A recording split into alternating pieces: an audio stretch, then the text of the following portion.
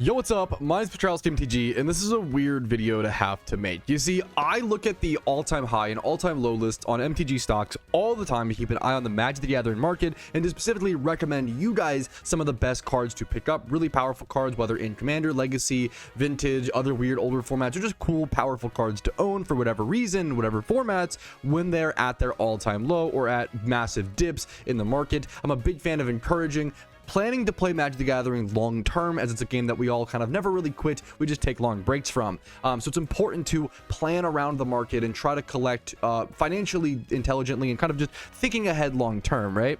Now, unfortunately, I haven't had a whole lot of videos to make on this subject. The all-time low list has been very strange as of recently, and it's been doing things that I haven't really seen in quite a while.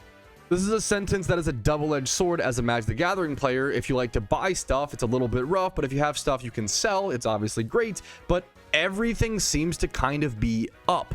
The player base is growing, numbers are high, sets are selling, and numbers are up across the board.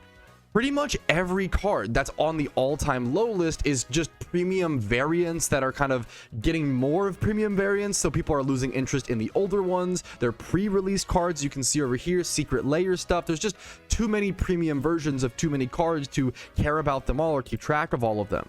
There are very, very few staple cards that are just at a bottom out price. Even something like Bitter Bloom Bearer, which could be a really powerful card in the future, we just don't really know yet. It's still coming down from its release price. Lorwyn Eclipsed just came out. It's still a pretty fresh set. So this being its all-time low isn't actually indicative of its true price or value. It's just what the price is right now, but it might continue to go down as the packs are still being opened. The set is still in active rotation. Everything right now is either new cards from the past 5 or so sets or premium variants.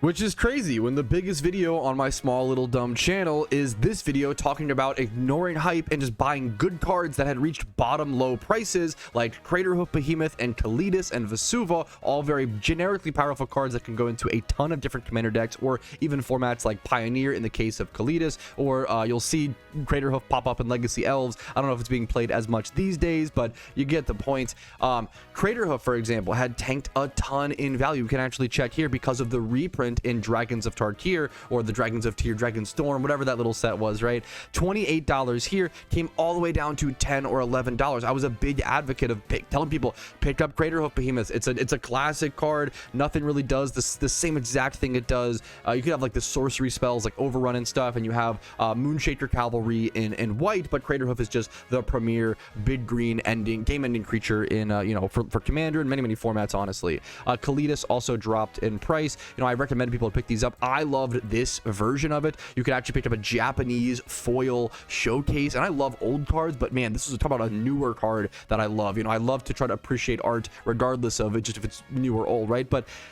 these, I just couldn't find cards like this on the all-time low list, and I haven't been able to find cards like this over the past 2 to 3 weeks. There has just not been old staple cards that are just dropping in value or getting super low. We haven't seen as many reprints, I guess, over the past few sets. I was shocked by this. There are 2 cards that I have found that are at all-time lows. So if you're looking for recommendations of card prices to buy, there is Endurance from Modern Horizons 2 is at an all-time low of about $7. You can also pick up the Commander Lorwyn Eclipsed version for about $4 according to MTG stocks. That's in near mint condition. You could always pick up these cards a little bit more beat up for a cheaper deal, which is exactly what I do. If you're just playing with your cards like I am, I love picking up damaged cards. The more damage, the better. I love telling my local shop owners that. But you can pick Endurance up right now at an all-time low for about $4 a copy if you're interested. If you don't know, Endurance is a card that does come up in Legacy sideboards and things like that to be able to interact with graveyards, but also potentially be able to play a nice creature and blocker. And then, same as before, Vesuva still reaching all-time lows. Vesuva just kind of being forgotten about, in my opinion. It has been reprinted a fair bit over the past few years, don't get me wrong.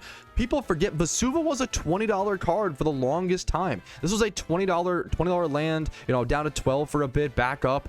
This is obviously, you see the spike here in like 2019. This isn't quite COVID yet. Like, we saw a lot of cards spike up in 2021, 2020 due to COVID. That's expected, right? You have to be careful with counting those spikes as real sets of Magic the Gathering card data, but like this is a real legitimate spike in price due to just raw demand. Vesuva is a very powerful land that when it comes into play, it copies any other land in the game. If you do not have a play set like for Vesuva, I would pick yours up now, man.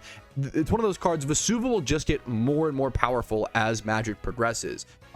With things like the amulet, that you can have things come into play untapped, amulet, spelunking, cards that let things come into play untapped is really powerful with Vesuva, as well as the more lands that get printed, the more power crept that lands become, the more powerful that Vesuva becomes. Vesuva and Thespian stage, two of the only ways you can get multiple copies of Field of the Dead in something like Commander, a singleton format, being able to get multiple Field of the Deads.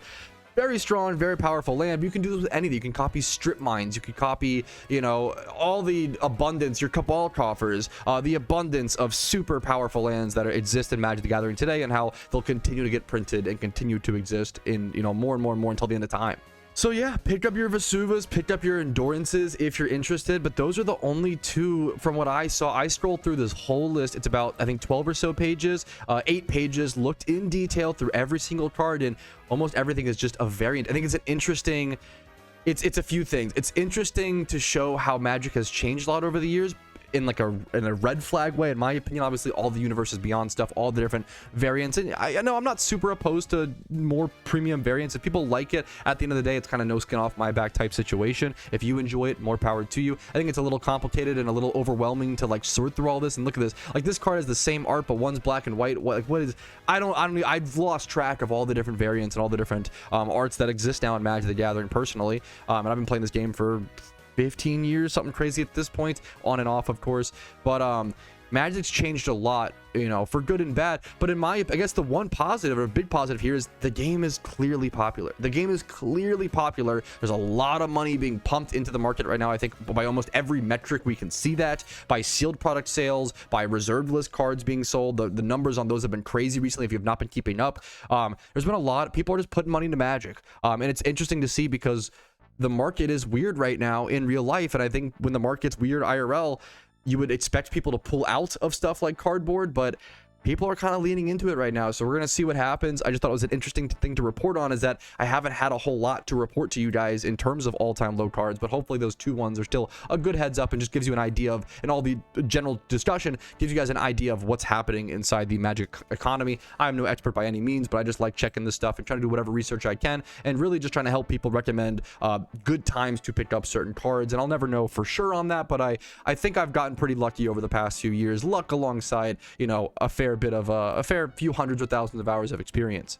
But if you like videos like this that just talk about the Magic the Gathering market, or recommend you guys cards to go ahead and pick up for yourself, or recommend times to sell certain cards during big spikes, go ahead and hit that subscribe button. Thank you guys for 1,000 subscribers. This is actually my first video post 1,000 subs, so I cannot thank you enough. I hope you have enjoyed the videos. I really just want this channel to be helpful to new and old Magic the Gathering players. That's my goal at the end of the day. Hopefully you enjoyed. Like the video if you did, dislike if not, subscribe, all that jazz. But most importantly, have a great day and buy Magic cards that you enjoy.